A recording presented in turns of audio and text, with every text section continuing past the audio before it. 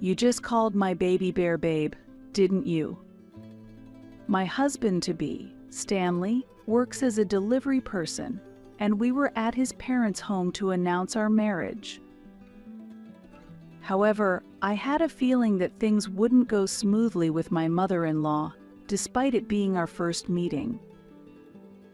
Calm down, Mommy Bear. Let it go just for today, since it's a joyful day. Interestingly, this mother and son used to call each other Mommy Bear and Baby Bear. Oh, I'm sorry, Joanna. I just couldn't keep quiet because I heard you call Stanley babe. Please be careful about that from now on.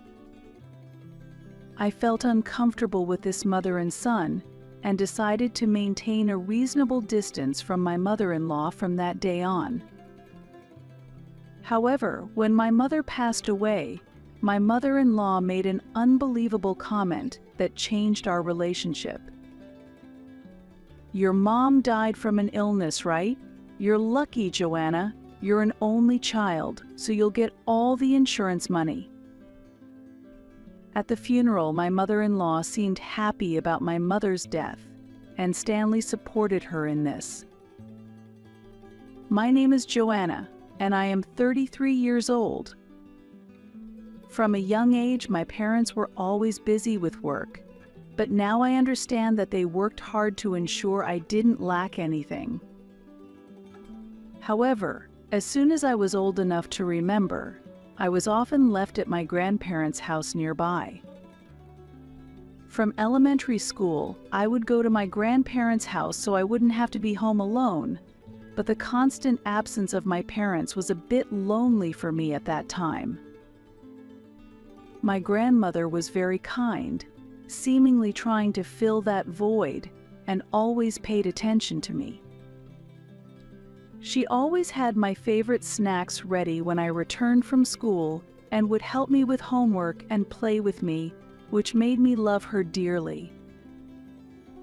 My grandfather seemed a bit aloof compared to my grandmother, which was a little scary, but he always waited for me in front of the house when it was time for me to come home. Thanks to my hardworking parents and the grandparents who always watched over me, I was able to grow up without any hardships, and now I can only feel grateful. However, perhaps because of my upbringing, my dream has been to become a housewife, supporting my husband and children daily and perfectly managing household chores. I would be thrilled to build a beautiful house and live there leisurely. After graduating from high school, I went to college and then chose a stable company from the job offers I received, starting my career as an office worker. I wasn't looking for a fulfilling or idealistic job, it was merely a means to earn a living. Of course, I did my work properly, but my goal was to leave on time every day. The workplace had a great atmosphere with no one making snide remarks, and I felt it was a good fit for me. However, having a strong desire to get married, I intended to quit my job once I got married. But reality didn't provide that opportunity, and before I knew it, 8 years had passed, and I had turned 30. Initially, I was resigned to working just to make ends meet, but as I gained experience, I began to find fulfillment in my work. It was during this time that I met Stanley, a delivery person who was 5 years older than me. One day, tired from work and walking home distracted, I met him. Without noticing him carrying a large package, I bumped into it and fell over. "Oh, I'm sorry. Are you okay?" Stanley immediately came over to help and spoke to me. In reality, I had only slightly hit the package, but being tired, I fell more dramatically than expected, and out of embarrassment and dismay, I couldn't get up right away. "Yes, I'm fine. I'm sorry for not looking where I was going." As I said this, I looked up at Stanley's face for the first time as he offered me his hand. At that moment, I fell in love at first sight. His appearance just happened to match my taste perfectly. Stanley carefully checked to see if I was injured, but I was just fixated on his face. "I'll give you my business card, so if you find any injuries later, please contact me here." I took the card and also told him my name. After rearranging his package, Stanley took off his hat and apologized, saying, "I'm really sorry about that. Please excuse me," before hurrying back to his work. Fortunately, I didn't feel any pain in the following days, but part of me was disappointed about that. Since that day, I found myself unable to get Stanley out of my mind.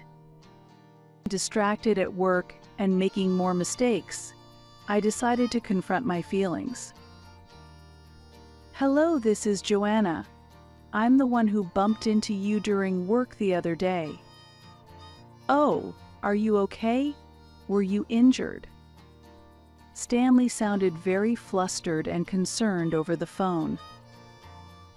"No, I wasn't injured at all.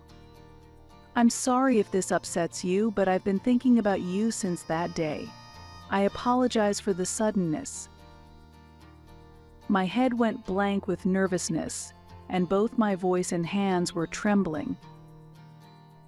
"Thank you. If you don't mind, we could meet up sometime." This phone call led to us making plans to have a meal together. A few days later, we met again, and seeing him in stylish casual clothes, compared to his work attire the first time, I felt my heart flutter once more. We had dinner at a restaurant Stanley had reserved. Initially, we were both nervous, but as we had a few drinks, we gradually opened up and conversation flowed. I began to think that Stanley might be my destiny. Just before meeting him, I had visited a fortune teller, recommended by a coworker, which I usually wouldn't do. "The man of your destiny is older, exactly your type, and you will meet him very soon," the fortune teller had said. I don't usually believe in such things, but this time it was so accurate that I couldn't help but think it was fate. Indeed, talking with Stanley was so enjoyable that time flew by. Not wanting our time together to end and wanting to spend more time with him, I took a bold step and asked, "If you're not seeing anyone right now, would you consider going out with me?" To which Stanley replied, "Thank you, Joanna. If you're okay with me, then absolutely." And that's how our relationship began. A few months later, my father passed away unexpectedly. On his way to work, he had a heart attack and passed away. It's shocking that my dad, who left the house as usual saying "see you later," never came back. Unable to think of anything due to the shock, and unable to focus on work, I took a few weeks of paid leave. I think I worried Stanley since I couldn't contact him, but even though I didn't reply, he frequently sent me messages of concern. "Joanna, are you okay? Just think about your dad for now. I'll wait for your contact until you feel fine." Without abandoning me as I couldn't respond, Stanley always cared for me and continued to offer warm words. Months passed, and as my daily life gradually returned to normal, Stanley proposed to me. "I can't replace your father, but from now on I want to be the one to support you. Please marry me." Moved by Stanley's feelings, I immediately nodded yes, tears flowing freely. I later learned that when he was a university student, he lost his father to an illness and has lived with his mother ever since. That's why when I lost my dad, he could empathize with my feelings as if they were his own. A few days later, we went to Stanley's home to introduce ourselves for our marriage. Stanley's mother, who greeted us, was a very beautiful woman. "Thank you for coming, Joanna. I'm Diana, Stanley's mother. You can call me Mommy Bear." I froze for a moment at her words. It's tough to ask her to use that nickname on the first meeting. I smiled wryly inside, applauding his comment in my heart. Yes, that's true. But take your time, and someday please call me that. Hearing my mother-in-law's words, I felt a bit more relaxed. This was because her talking about the future suggested that she hadn't rejected me outright at this stage. Still, Baby Bear has really stepped up, hasn't he? I was surprised to hear he got a girlfriend after about a year. It was about time. It seemed that Stanley's mother had been worried about him since he was over 35 and showed no signs of getting married. Once Baby Bear got a girlfriend, he rushed to move out of this house. When I inadvertently looked at Stanley, his face was red with embarrassment. I had to. If Joanna knew I was living in such an old apartment, she'd surely be disappointed. That's a bit harsh, isn't it? We've been living here together for so long. Indeed, the apartment was very small and hardly glamorous, but Stanley and his mother seemed to get along very well. Later, his mother brought out Stanley's album and started talking about his childhood. I listened warmly as it became clear that Stanley was raised with all the love his mother could give. Suddenly, his mother asked me a question. "I heard you work in an office, Joanna. How much do you make?" "I suppose it's around the average amount.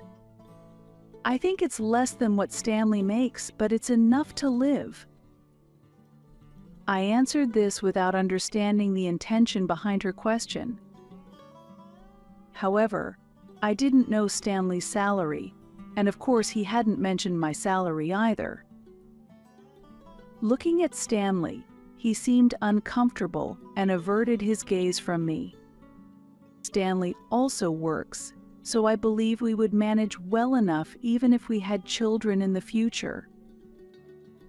I thought she might be asking to make sure we had enough income to raise children, as she seemed eager to see grandchildren. Less than Baby Bear. That's not good at all. You know, Baby Bear is a contract employee. Shocked by this revelation from his mother, I felt flustered and had to respond quickly. Even though he's a contract employee, Stanley works very hard. I finally understood why Stanley had looked uncomfortable. He must have been afraid of me finding out he was a contract worker. However, as the atmosphere became tense, Stanley quickly broke the silence. "Hey, Mommy Bear, Joanna is right. I've been working really hard on this job.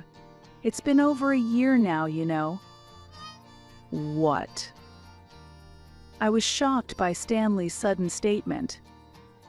First, it was surprising that he called his mother Mommy Bear, but more importantly, something else caught my attention. "Does that mean you haven't held any other job for more than a year?" "Yeah, that's right. I've had a hard time finding the right job." I decided to think that maybe getting married would change his mindset and didn't press the issue any further. Suddenly, his mother's face turned red with anger and she yelled, "You just called Baby Bear babe, didn't you?" It turned out she was angry because I had inadvertently referred to Stanley as babe earlier. "I'm sorry, I should have said Stanley." Overwhelmed by her intensity, I quickly apologized. "Calm down, Mommy Bear. Let it go just for today since it's a day of celebration." Stanley's words seemed to snap her back to her senses. "Oh, I'm sorry, Joanna. I just couldn't keep quiet because you called Baby Bear babe. Please be careful about that from now on." I responded with a soft yes, but I felt a chill down my spine from the eerie atmosphere. "I'm sorry for not telling you about being a contract worker."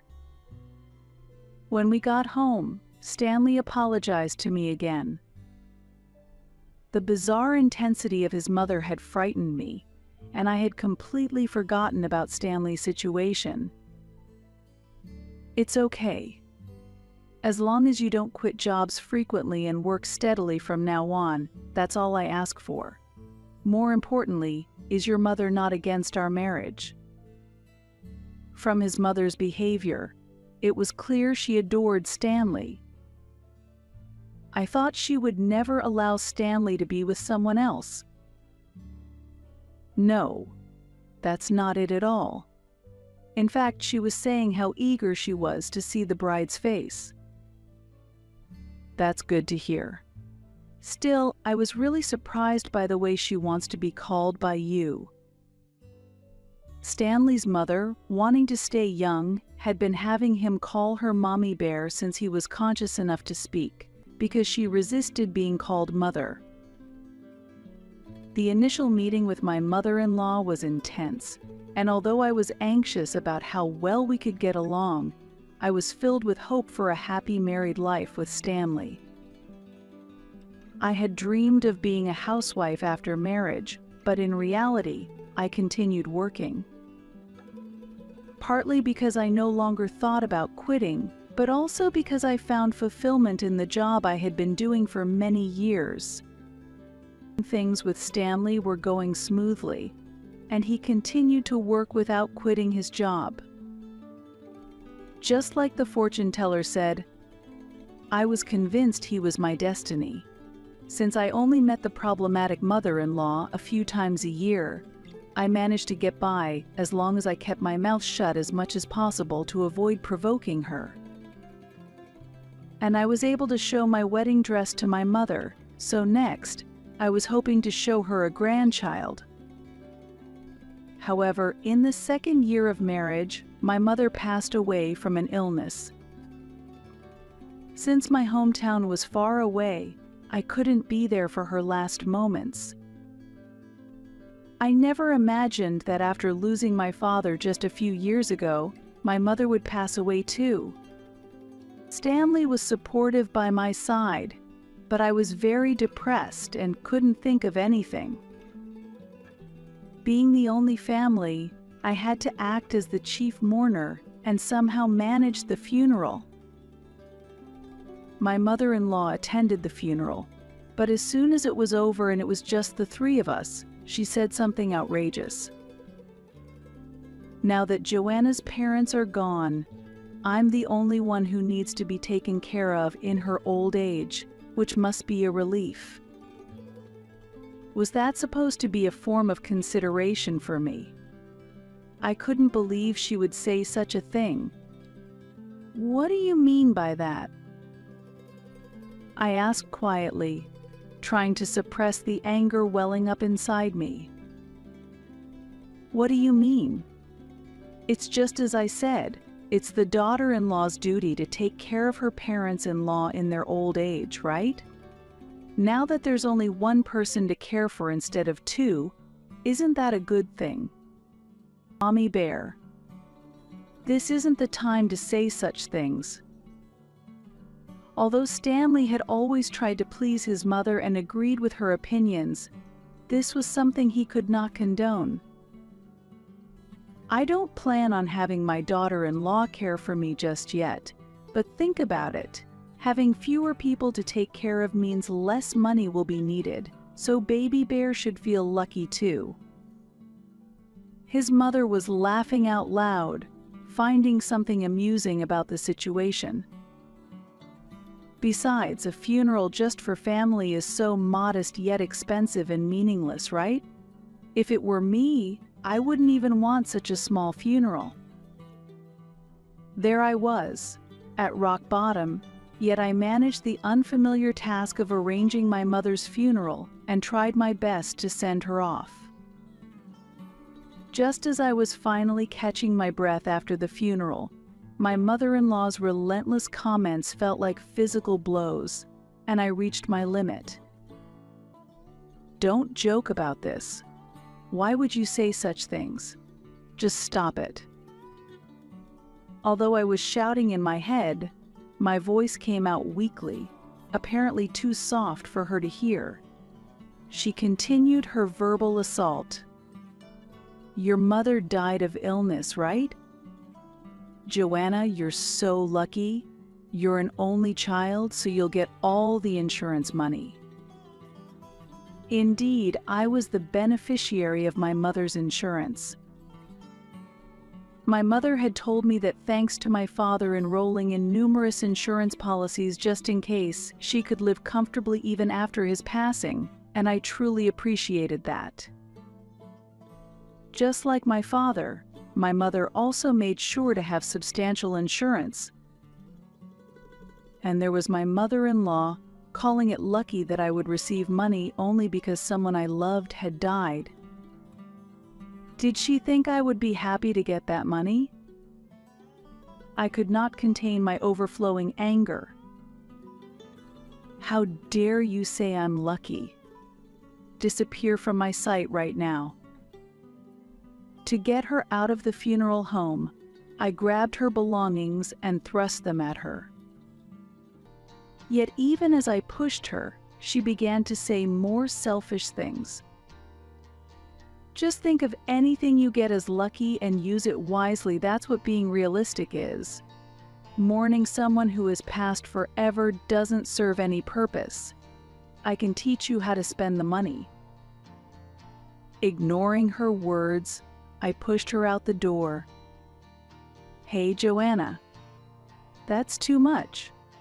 Stanley was also trying to follow his mother outside. "I'm going to Mommy Bear's place, Joanna." "You should cool off by yourself," Stanley said this, and, without waiting for my response, ran off. It felt like he was blaming me and defending his mother, which deeply hurt me. At a moment when I felt most vulnerable, I needed Stanley by my side, but I was left alone, standing in shock. Even the next day, Stanley hadn't returned home. In my despair, I threw myself into my work to distract myself from my feelings. About a month later, Stanley finally came back home. "Where have you been all this time?" My emotions, a mix of despair, sadness, and anger that I thought I had suppressed, came flooding back uncontrollably. I was worried about Mommy Bear, so I went back to my parents' house. I quit my job. I had suspected he might have gone back to his parents, but I hadn't imagined he would quit his job. My trust and affection for Stanley dwindled, and sighing heavily with sarcasm, I snapped at him. "Was that Mommy Bear's idea? We're adults, maybe it's time we both grow up and live our own lives away from our parents, don't you think?" Then, Stanley pulled out his smartphone and showed me his mother's face, beaming on a video call.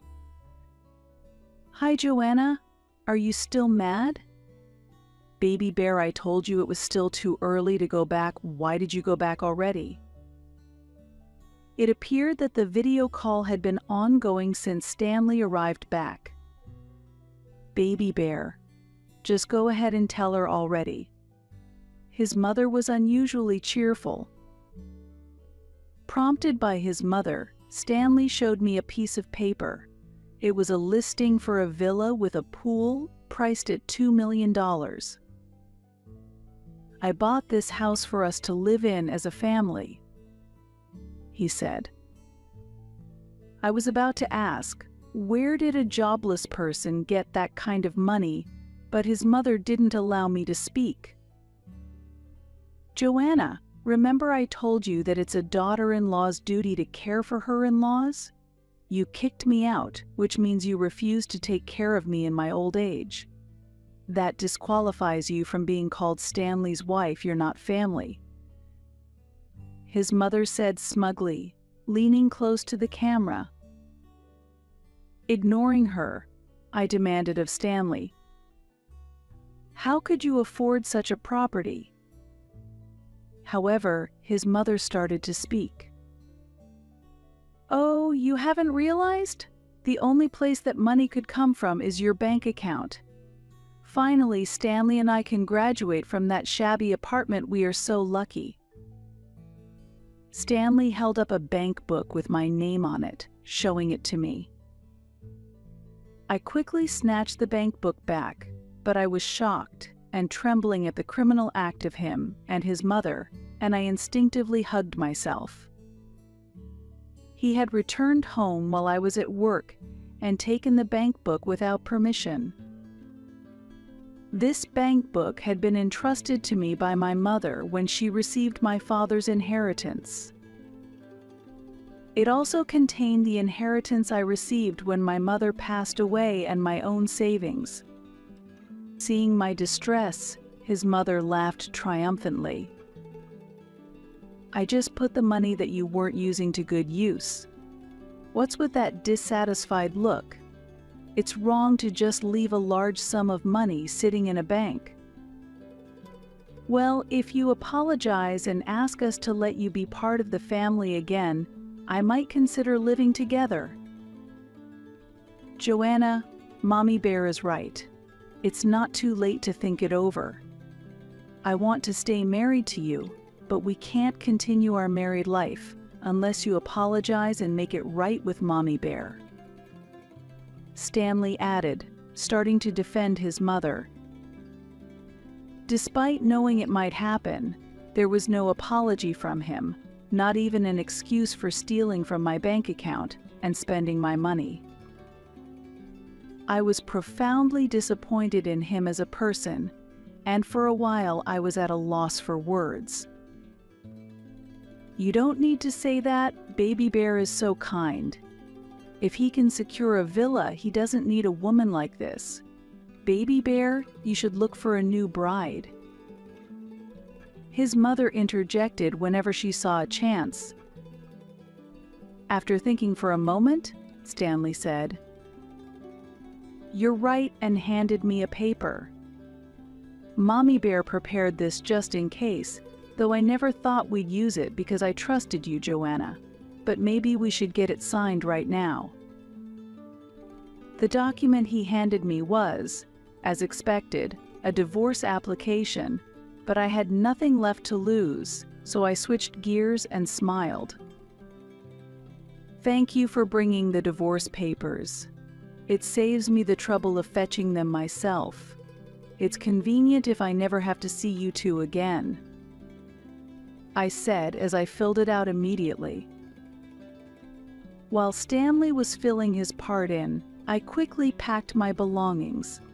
Since we had been living in the house he had been in alone, I left the appliances as they were.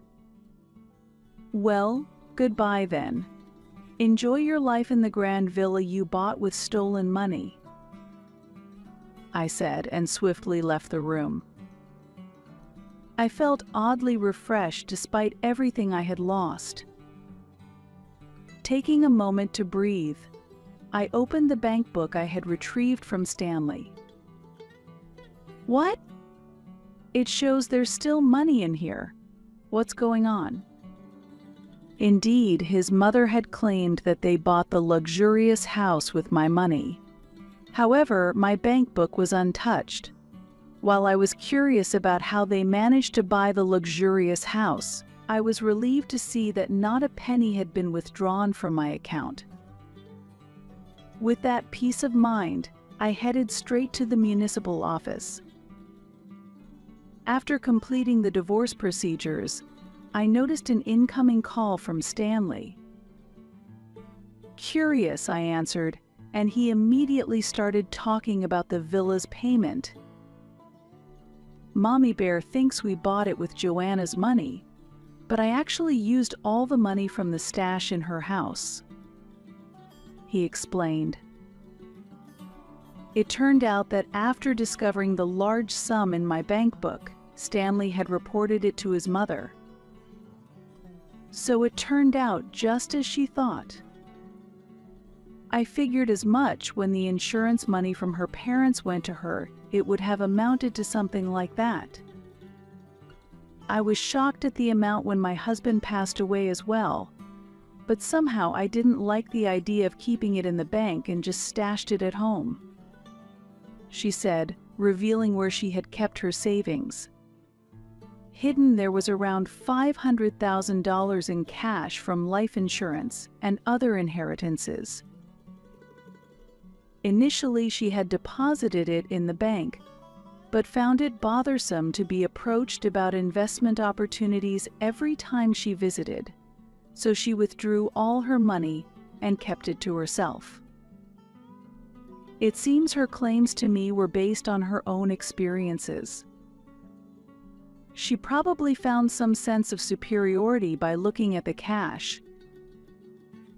However, that's not something one should say to someone who has lost a loved one. Having my doubts resolved, I was no longer interested in hearing more from Stanley, and I interrupted him. "What are you trying to say? My money wasn't touched, so I don't need to hear any other irrelevant stories." Stanley then hurriedly continued explaining. His mother was miserly, always reluctant to spend her own money. However, when she found out there was money in my bank account, she suddenly demanded he use it to buy a $2 million house. "Quickly make the down payment from that account and take out a mortgage before you quit your job," she had instructed. Following her directions, Stanley proceeded with the arrangements. But it finally dawned on him that he couldn't withdraw the money just by possessing my bank book. During my absences from home due to work, he returned several times to search for a signature I might have written, rifling through various places.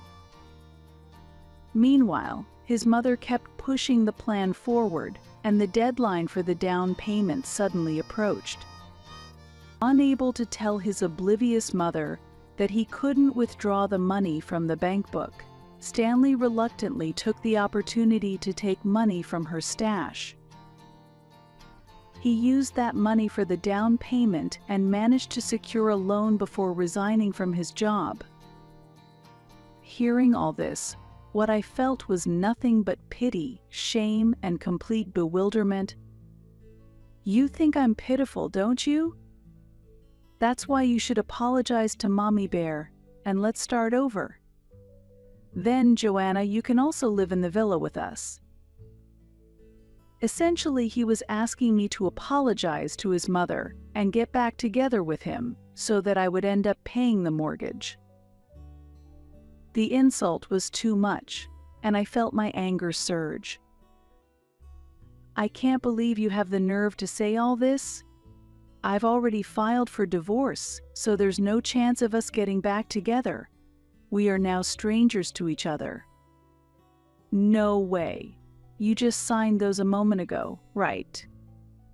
It seemed Stanley hadn't anticipated that I would file for divorce so quickly. "I left your house and went straight to the city office. So, this matter and I are no longer connected. Oh, what a relief." Saying this suddenly made me feel lighter. How am I supposed to pay off the mortgage now that I've quit my job? Since Stanley had been counting on my bank account and salary to pay off the mortgage, he was in despair. "Let me give you one last piece of advice. Why don't you get Mommy Bear to sign up for lots of insurance? Then, hopefully you'll experience the kind of luck she used to talk about with me," I said, and then I hung up the phone unilaterally. After that, Stanley tried calling several times, but I ignored all his calls. However, one day I listened to a voicemail he had left. "I really need to ask you for a favor.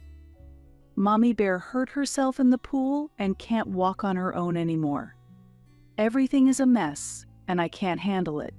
Could you please take over the mortgage?" It was a long message, but I listened to the end. Apparently, his mother had jumped into the pool, very reckless for her age, hit her back on the water, and couldn't get out of the pool. She was immediately taken to the hospital by ambulance, but it seems she landed badly and can no longer walk without assistance. However, refusing care from strangers, his mother pushed the responsibility onto Stanley, who obediently began caring for her as she instructed. With no knowledge of caregiving, an irritated mother said to him, "You can't take care of me at all. Use the money I have stashed in the dresser to get me into a well-equipped nursing home right away." His mother expressed her preference for professional care over Stanley's inadequate attempts at caregiving. However, since the savings had already been used as a down payment and were gone, when Stanley finally told his mother this truth, she was furious. Naturally, his stingy mother had no insurance and thus no coverage. Before the accident, his mother worked part-time but spent most of her salary on her beauty, so she had no savings.